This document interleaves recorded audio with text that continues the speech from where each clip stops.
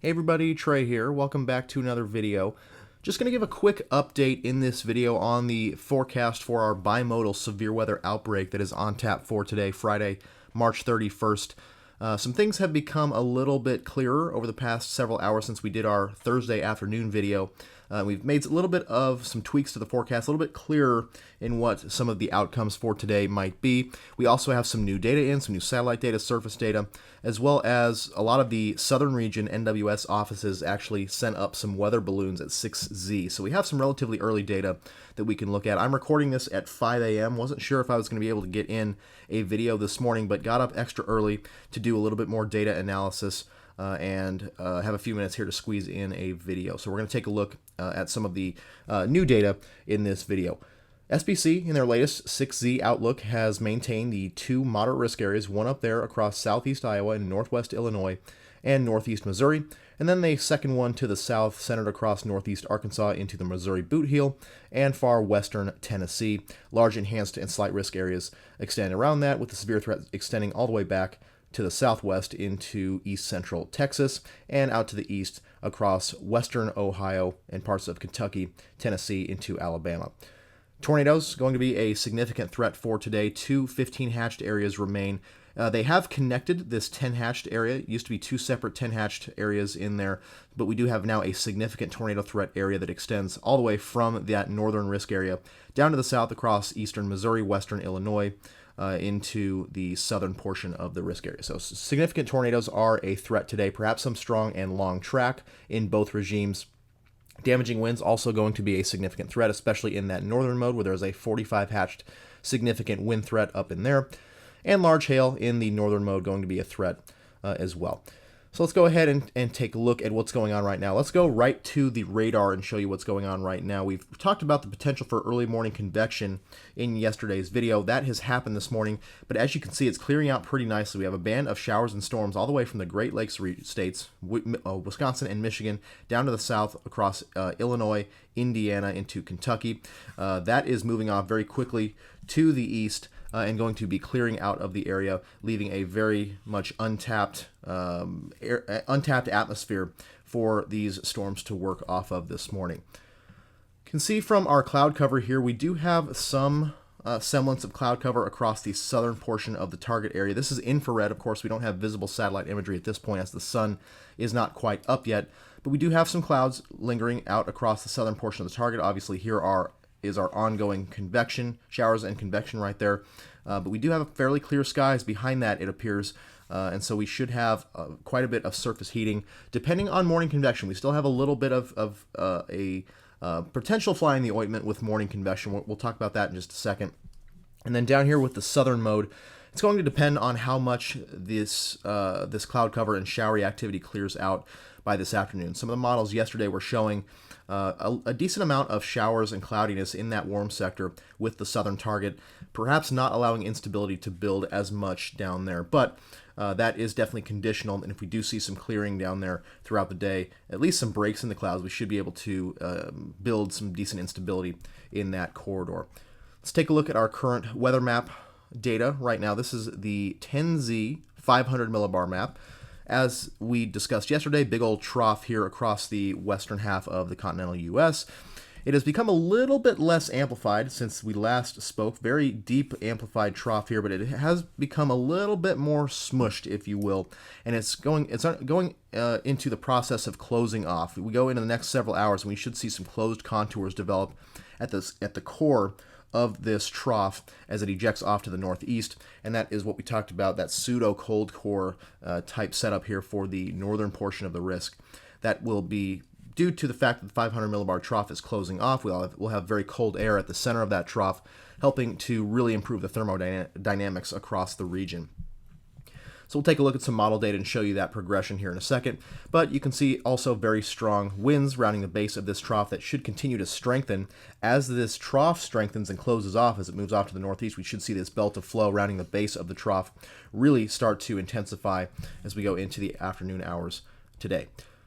As you might expect, strong southwesterly flow here aloft traversing the Rockies. As a result, we've had a very significant low-level response. Here is our surface map. Very strong surface cyclone here across southeast Nebraska at the moment. That will continue to eject off to the northeast today fairly quickly and begin the process of occluding this afternoon, at which point it will become quite progressive. We talked about yesterday in our video that the surface features, the important surface features, would be moving very, very quickly with this particular setup. So even though the storm mode, looking at the shear vectors with respect to the initiating boundary, may be favorable for discrete convection, the overall forcing is just going to be so strong, especially closer to the surface low. We may have another round of storms out here across Missouri and Illinois this morning into the early afternoon that may have a little bit better shot at being discrete. We'll talk about that again in a second.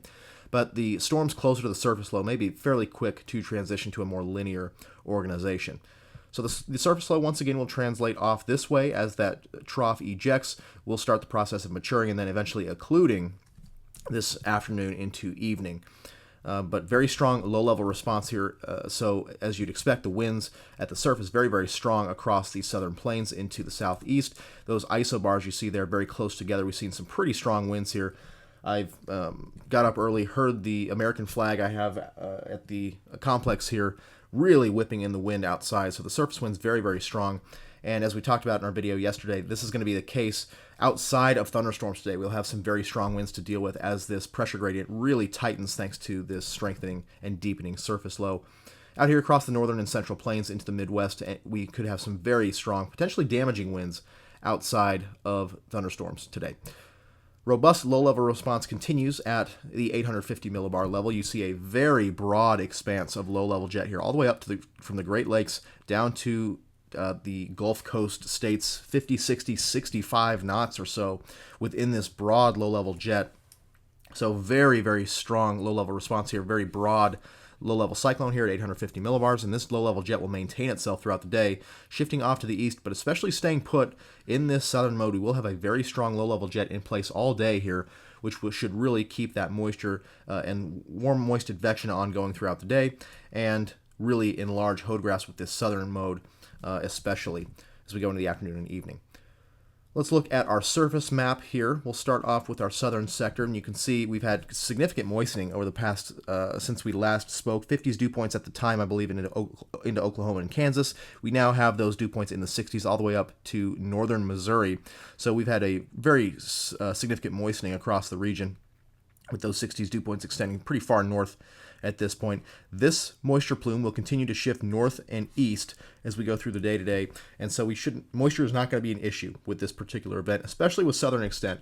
More model data has come in that shows that we probably will see those 60s dew points well up into Iowa. Very plausible, given we already have 60s dew points up into far northwest Missouri, in northeast Kansas, southeast Nebraska. So we shouldn't have any problem getting some robust moisture into both target areas, especially down to the south where dew points are a little bit higher, mid to upper 60s down here in Texas. That will translate northeastward with time today, and we should not have an issue. We should have a fairly broad warm sector here, especially with southern extent, for storms to work with today ahead of the cold front. Let me change sectors here and show you what is going on. So we have our surface low that right now is located somewhere in this vicinity. You see that cyclonic flow right in there. So surface low somewhere there in eastern or southeastern Nebraska. Cold front draped down to the southwest. If I were to pick a location of the surface cold front, it would be somewhere in this vicinity right here. You see the wind shift, temperatures in the 60s, dew points in the 50s out and 60s out in here across the eastern half of Kansas into southeast Nebraska, temperatures in the 40s, dew points in the 30s back to the west with a significant wind shift here as well. So our cold front is going to be somewhere in here at this point, it looks like. That will continue to sag eastward, as we said today, as that low moves off to the northeast. The northern portion here of the risk of the surface pattern will be very progressive, as we said. The surface low already into eastern Nebraska, that will continue to move into Iowa throughout the morning and early afternoon today. So very progressive surface features, but this southern portion of the front will lag a little bit farther back. Still will have some decent eastward progress, but with it lagging a little bit farther back to the southwest, we should have a little bit broader warm sector with the southern mode, a little bit more real estate for storms to work with here today. Let's take a look at some sounding data. As we said, a lot of these southern region offices issued some 6Z weather balloons, so 1 a.m. Central Daylight Time. Let's Let's just take a quick look across the region. Here is Norman right now. Interesting to note, we have a decent moist layer up to just above 850 millibars beneath a pretty stout elevated mixed layer. Very interesting here that we have a quite stout layer of dry, well-mixed air here above the surface, extending above 500 millibars. So this is pretty interesting. This is going to be translated off to the northeast today. This is Norman right here. If you can imagine the winds at 700 millibars out of the southwest or west-southwest, it's going to translate this way up into our target area today, particularly Missouri into Illinois. So the impacts of this dry air are a little bit unknown. This may have some impact on the overall entrainment of dry air into the storms. Entrainment is when you have an updraft. Dry air gets entrained in. That can somewhat pinch off the updraft and limit the overall robustness of the updrafts as dry air gets entrained in. I don't think it's going to be too much of an issue given very strong thermodynamics and kinematics at play. I don't think it's going to be too much of an issue, but it is something to note, and this was what the models were showing a little bit yesterday, especially here across Missouri into Illinois. Not so much up into the Iowa portion of the target, but up down a little bit farther to the south, Missouri into Illinois. Yet remains to be seen what impacts this will have on the overall setup. Something to watch for sure. Don't think it's going to have too much of an impact, but something to watch as we go into the afternoon hours. Lots of instability already in place here at Norman, almost 2,000 joules per kilogram of mixed layer CAPE, and a wind profile that is extremely conducive for severe weather. Long hodographs favorable for supercells, and strong warm advection ongoing. Low-level veering of those winds with height very strong at the moment, which means strong warm advection is ongoing. And that is a very strong-looking shear profile for supercells that will continue to make its way northeast and east as we go through the day today. Let's go a little bit farther south to Dallas. Not quite as much dry air in play. A little bit of an elevated mixed layer there above 850 millibars that you see atop that moist layer at the surface. So that elevated mixed layer is prevalent across the region. That will continue to make its way to the northeast, as we said, throughout the morning and afternoon today, given the approach of the trough fairly rapidly. Early this afternoon should erode quite a bit, and especially with some surface heating, continued strong low-level warm moist advection, I think we should be able to erode this cap pretty significantly this afternoon. Shreveport here, much less inversion to speak of there. A little bit decent surface moisture, 71 over 67. A little bit of that elevated mixed layer to work with there. Pretty similar to what we're seeing out to the west. So how about down to the south here at Brownsville? Interesting here, elevated mixed layer still in place. A little bit of drier air there aloft, not a very deep moist layer at all. That shouldn't be too much of an issue. This may be a little bit too far south to really impact our overall severe threat for today. The Oklahoma, the Norman, and Fort Worth soundings I think are going to be a little bit more relevant today. Here at Springfield, Missouri, we are definitely north of that warm front, that little bit removed from the overall warm sector. You can see that inversion there. Cooler air near the surface, 55 over 53, but already a little bit of instability building up there, at least mixed, most unstable instability. Some drier air aloft. Again, we'll have to wait to see how that takes place and takes shape this afternoon. But look at this hodograph. Extremely strong warm advection ongoing thanks to that extremely strong low-level response from that low-level cyclone. That is a very favorable profile for significant severe weather. And as we said, that low-level jet will continue to be strong throughout the day, especially in the southern portion of the risk, but it will extend up into Illinois and southeast Iowa into Missouri for the threat this afternoon. All right, let's take a look quickly at some model data. This is the 6Z NAM, just to show you the progression here. Not going to spend too long on this, but we'll give you a refresher on what the overall setup is going to be. There have been a couple of tweaks in the forecast, a few features that have become apparent over the past few hours since our last video, earlier on Thursday. So this trough fairly well initialized here across the western conus, very strong belt of flow rounding the base of that trough, and you'll see what happens here as we talked about. It's going to close off as we go into the morning and afternoon today and really have a very broad jet streak associated with it, extending from that Midwest target down to the south. That's why we have such a broad severe weather risk, but a very tightly wound closed low here at 500 millibars. Cold temperatures aloft. Those grays are your minus 25 plus degrees Celsius temperatures there at the core of the cyclone. So very cold air aloft, so that is going to initiate that pseudo cold core threat, given that the surface low is going to be in close proximity to that 500 millibar low. We have seen a little bit of a westward or southwestward shift in the last few model runs. I'm going to take a look at the 12Z NAM, which we looked at yesterday. Notice that the center of the 500 millibar low was right in here, and on the 12Z run that we looked at yesterday and in our latest run, it's shifted just a little bit back to the west or southwest. So we've slowed down the timing of this just a little bit. So the threat area may be shifted just a little bit west from what we talked about earlier. And we said that some of those models we looked at were a little bit too far east with the initiation of storms. I think that is definitely going to be the case now that we've seen a little bit of a southwestward shift in the upper trough and with the surface low. We'll show you that in a second. But pseudo cold core setup, cold temperatures aloft here, coupled with the close proximity of the 500 millibar low with the surface low up here into Iowa. Now, interesting development over the last couple of runs here is a small lead shortwave that appears to be that it will play a role in an early initiation of convection across Missouri and Illinois. Keep your eye out just ahead of the main trough. So here's our main trough at 700 millibars here. Look at this little area right in here. Just a little bit of a lead shortwave, slightly enhanced flow, a little bit of a kink in the geopotential height contours there. That is a little shortwave, and you can see the timing. This is at 18Z, so 1 p.m. Central Daylight Time. The shortwave is right in here. And I think this is going to allow storms to initiate fairly early across Missouri, probably central Missouri, and move off into Illinois for our initial round of storms. This will be before our pseudo cold core setup up here into Iowa.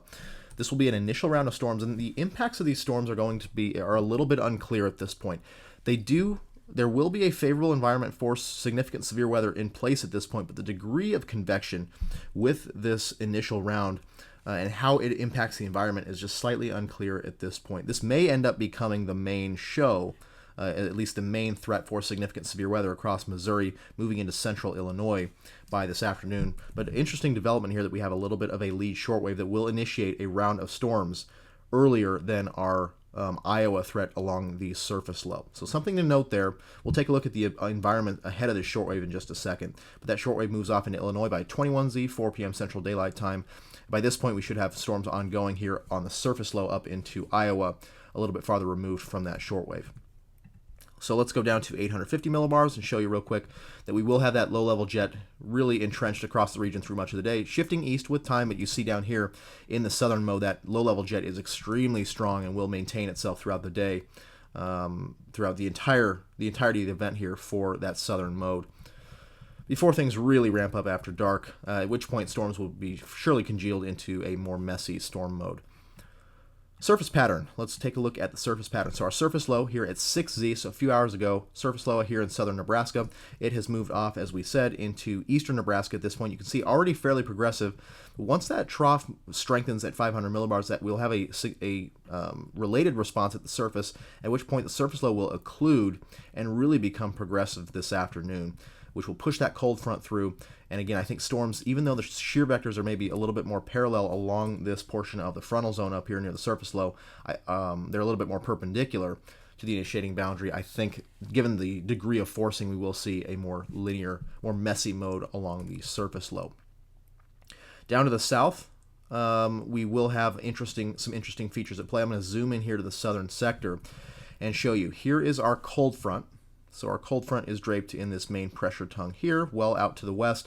Watch what we have out here, though. As we talked about in our video yesterday, a very well-defined prefrontal trough making its way into southwest and western Arkansas by late morning to midday today. This could spark off that initial round of storms, perhaps as far west as west central Arkansas, just west of Little Rock, which is right in there, moving into the Mississippi River Delta into the afternoon. But a very pronounced shortwave, little prefrontal trough ahead of the main cold front that will have a chance of initiating some discrete convection out ahead in the open warm sector ahead of that cold front. That is going to be something to watch, and I think our main player, if we can get supercells to develop and enough robust instability to build out ahead of this prefrontal trough, things may get a little bit nasty here moving into northeast Arkansas. Places like Jonesboro, the Missouri Bootheel, and then eventually into far western Tennessee, places like Memphis, and into northwest Mississippi, places like Tunica, up toward the I-55 corridor, Hernando, places like that are under the gun eventually. If we can get enough robust instability to build, which I think is a decent prospect at this point ahead of this prefrontal trough. We know prefrontal troughs love to initiate more discrete convection thanks to a little bit more subtle forcing, also a little bit more subtle synoptic forcing, as we're just on the southern fringes of the overall jet streak there, so a much more subtle forcing than in the northern mode, the northern moderate risk area. So dew points, let's see here. We'll start off with our northern sector. And the NAM, this current NAM run is being a little bit wonky here. It is cratering the dew points right in here. I'm not sure why that's the case. Let's take a look at the RAP, the latest RAP model at 9Z, and you see that's not going to be an issue. So I think this current NAM run is a little bit wonky. Maybe some mixing, maybe some impacts from convection. I'm not quite sure why there's that hole there in the dew point field across the moderate risk area there by afternoon. So I think the RAP is going to be a little bit better with moisture return. Maybe a little bit too robust with the 60s up in here. Definitely plausible given such a strong low-level response, and that 60s are already up in this region right here. So this is definitely plausible. Maybe a little bit too aggressive, but the overall pattern here, not really. I'm not really sure that the NAM is. I think the NAM's a little bit out to lunch with that moisture solution there. So we will have storms firing up, as we said, in this early regime, Missouri into Illinois. Perhaps some semi-discrete elements in there. The degree and widespread nature of this convection is a little bit unclear, as we said at this point. If we have more convection, that may tend to ruin the environment a little bit and decrease the overall threat for severe weather. A little bit more discrete elements in here, a little bit less widespread convection in this initial round. Then we may have we may really fulfill that robust, significant severe weather threat that is forecast. And then eventually we will have that cold front shift east, that surface low shifting east, moisture tongue up in here into eastern Iowa. The NAM is a little bit less robust here. Again, I'm not sure if this is going to be the case. The warm sector should get a little bit more pinched with northern extent, as we have that very strong occlusion of the surface low and very progressive low-level features there. But let's take some soundings here out ahead. Not sure how realistic these are going to be given this wonkiness here. I don't think much has changed from the 0Z run. The 0Z you can see here. So I think the 6Z NAM run is a little bit wonky. So let's take some soundings out in here. Let's start at 18Z, far western Illinois, with this initial round, just to see what this initial round is going to do. And then we'll take one probably out here at 21Z, right ahead of the surface low across south central Iowa. Places like Des Moines, definitely, we were thinking that might be a little bit far west yesterday. That you are in the warm sector here, at least initially, so definitely keep an eye out if you're in the Des Moines area for severe weather. So this is what the initial round on the NAM 18Z. Do see a little bit of that dry air working its way in from the southwest that may be a little bit of a bugaboo early on. Shear vector photographs are not quite there yet as far as a significant tornado threat. We do have a little bit of low-level shear and deep layer shear favorable for supercells. So depending on how much convection gets going, we could see some discrete elements in there with an all hazards threat initially. Perhaps maybe a large hail threat initially, as these could be a little bit elevated. Again, this is the NAM, so you can never be sure that this is legitimate, given surface temperatures may be a little bit cool here, 71/62 there. But definitely a profile favorable for all hazards if we can see surface-based storms with this initial round. 21Z, we move on a little bit, and I'm going to take another sounding out here across west central Illinois. And so this is 21Z in Iowa. You can see that the thermodynamics we talked about yesterday definitely in place along the surface low. Very strong deep layer instability, 2,000 joules per kilogram of mixed layer CAPE, and that low level instability, very strong, as we said, 0 to 3 kilometer CAPE. Not as high as some of the runs yesterday that were showing well into the 200s, but still this is on the high side for 0 to 3 kilometer CAPE. And as we know, 0 to 3 kilometer CAPE can stretch any spin at the surface, any surface vorticity located along any boundaries into the vertical very efficiently with strong low-level instability. That will aid in the tilting and stretching process of that spin into the vertical, potentially aiding in tornadogenesis in these storms today. Some decent low-level shear as well, decent veering of those low-level winds with height. And given that strong low-level instability, this could favor a strong tornado threat. Pending storm mode, as we said, not sure if the storm mode is going to be discrete enough with the surface low convection to sustain a long track strong tornado threat. Just to show that right here, we'll do our little analysis. You see that the things have shifted a little bit back to the west as well. The surface low, 21Z, this was our 6Z run. There's our surface low. We go back to our 12Z run yesterday. See, it was definitely a little bit more progressive on the 12Z run as it is now. So definitely a little bit of a southwestward shift, a little bit of a slowdown with the timing of this. So the overall threat area may shift just a hair west. You may see a little bit of a tweak in the outlook here, but overall this is a pretty good depiction of the overall threats for this afternoon. So let's take a look at that surface boundary with respect, or the shear vectors with respect to the initiating boundary. We'll disregard the instability at this point. So here is our boundary, decent. So this is a little bit wonky. Once again, I'm going to go back to the 0Z run. I just don't know about this. So here we go on the surface low, cold front there, decent amount of perpendicularity with respect to the initiating boundary. But as we said, given the super strong forcing with this northern mode, you see this is at 21Z, the center of the surface low is here near Des Moines, and by 0Z, it's all the way up into northeast Iowa. So very progressive surface low as it starts to occlude, and therefore I think just the overall forcing with this convection along the surface low, even though we have favorable shear vector orientation with respect to the initiating boundary, is going to be a little bit more messy and have a very short window for discrete storms. Still, profile is favorable for tornadoes and some large hail with any more discrete updrafts, as well as damaging winds eventually. I think this will become a QLCS as it moves off into Illinois. Places like Chicago definitely should be on alert for some damaging winds and a tornado or two as this line, eventual QLCS, shifts off to the east this evening.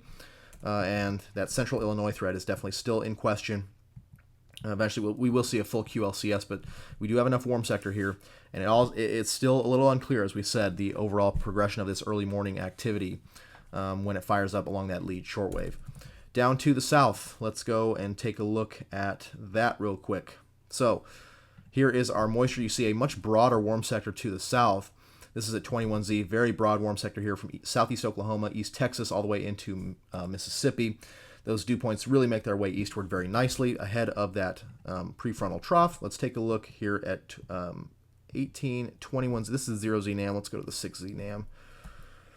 So there's that prefrontal trough right there. Let's take a look at 18Z with this initial convection. I'll take a sounding right there at Little Rock. I'm going to close out these old ones.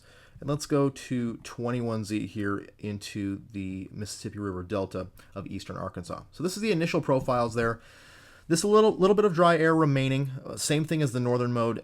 Hard to tell if this is going to be legitimate because the NAM may be a little bit too cool here at the surface. The overall synoptic features may be able to erode that pretty efficiently. But a favorable looking shear profile for tornadic supercells. Effective storm relative helicity, almost 500 meters squared per second squared. A little bit of wonkiness there in the hodograph, a little bit of mid-level backing. How much of impact that has is a little bit in question. That can suppress the long track nature of mesocyclones in storms, especially the lower down it is in the profile, and the more significant the backing is. Not super concerned about it at this point, given that we will be able to maintain a discrete mode, it looks like, for quite a while. This is at 21Z out in eastern Arkansas. I don't know if I believe that. I think we will be able to erode that stable layer there pretty efficiently, and this profile still maintains a very favorable look for strongly tornadic supercells, over 500 meters squared per second squared of effective storm relative helicity with decent low-level streamwise vorticity. That's that storm relative wind vector drawn from our right mover storm motion to our hodograph, and then our horizontal vorticity vector, which is perpendicular and to the left of the hodograph. When these two vectors are parallel, you have streamwise vorticity, which makes it much easier when those vortex tubes and those horizontal convective rolls, if you will, are ingested into the supercell, can much easily become tornadic as opposed to more crosswise vorticity when those vectors are more perpendicular to each other. Let's move on to 0Z a little bit here. Let's take one right at Memphis just to see.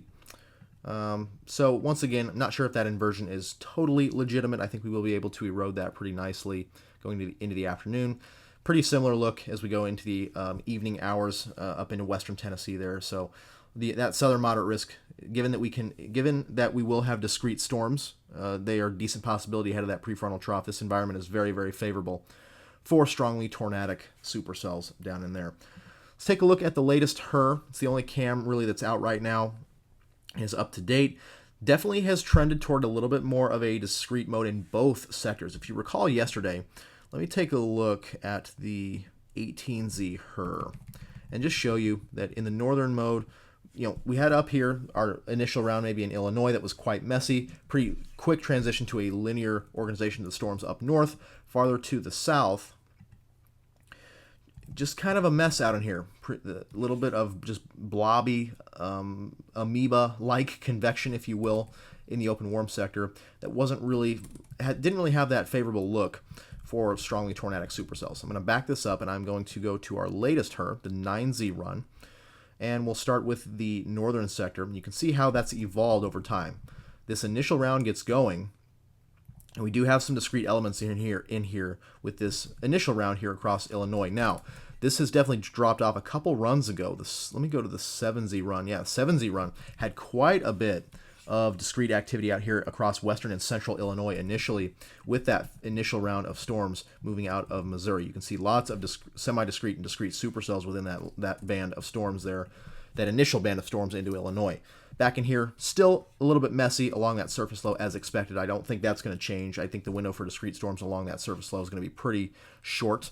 But again, still questionable whether this is going to happen. Some of the latest runs have backed off a little bit.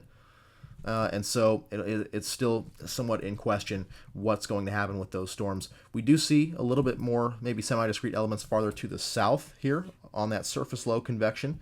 So the models are kind of all over the place at this point. Now let's take a look at the southern mode and show you how that's evolved. As we recall from our earlier HRRR runs, it was very messy out in here. Notice here with this latest run, some discrete supercells out here in northeast Arkansas into the Missouri Bootheel. Those could have a significant tornado threat if those can get going. And even a couple runs ago as well, this activity out here in Arkansas was a little bit more robust. You can see a number of discrete supercells here, all the way back into East Texas as well. Folks in East Texas need to be on alert for a severe storm or two with mostly a large hail threat, maybe an outside chance of a tornado or two. But severe storms, lots of discrete supercells here in these earlier runs. I think the HRRR is going to waffle a little bit over the next several runs, but overall the idea for discrete storms remains with the HRRR run, especially with this southern mode out here across eastern Arkansas into the Missouri Bootheel. A little bit more questionable up north. Again, that initial round of convection, not quite sure how much convection there will be. If there's a little bit less, we may see a little bit more tendency for discrete updrafts that will have an all hazards threat as they move into central Illinois. And then eventually we will see a QLCS develop with that northern threat, and then all the way down into that southern mode as the cold front shifts east tonight. So that's going to do it for this update. A little bit of a tweak in things. By the time you see this video, the new outlook may be out. I don't think there will be substantial changes to the outlook. We're recording at about 5:30 a.m. Central Daylight Time here. The outlook comes out at about 8 a.m. So a couple hours before the next outlook, but we do have, as of now, 2 moderate risk areas. That's not going to change. The outlines may change a little bit, but the fact that we have 2 moderate risk areas, 2 enhanced areas of severe potential, that is not going to change. First enhanced area up here in southeast Iowa, northwest Illinois, far northeast Missouri, and then a southern moderate risk from northeast Arkansas into the Missouri Bootheel, far northwest Mississippi, and western Tennessee. Tornadoes going to be a significant threat today. The threat for strong long track tornadoes exists in both regimes. The reason they've connected these 2 10-hatched areas in the middle there is for that initial round of convection that may provide some significant tornado threat, as well as a large hail threat early on. But the main significant tornado threats will occur there in that both of those moderate risk areas.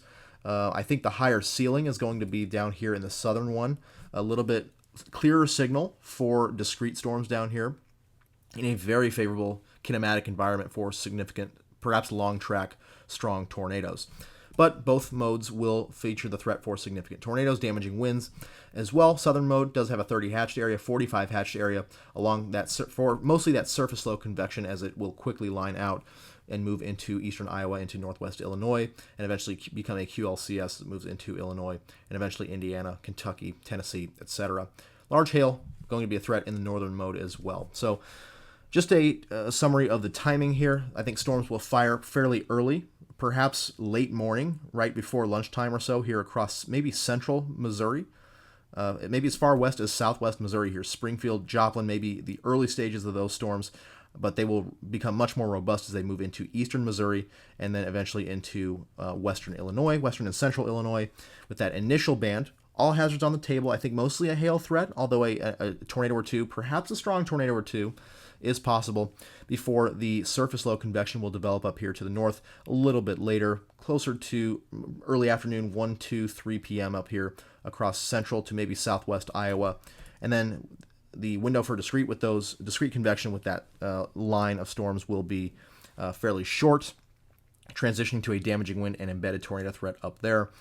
Farther to the south, storms should fire along that initial shortwave trough, perhaps as far west as west central to southwest Arkansas, as early as about lunchtime or so, becoming more robust as they move into a favorable environment there in northeast Arkansas and eventually western Tennessee and the Missouri Bootheel late this afternoon into evening. So that's going to do it. Thanks for watching, and we'll see you in the next video.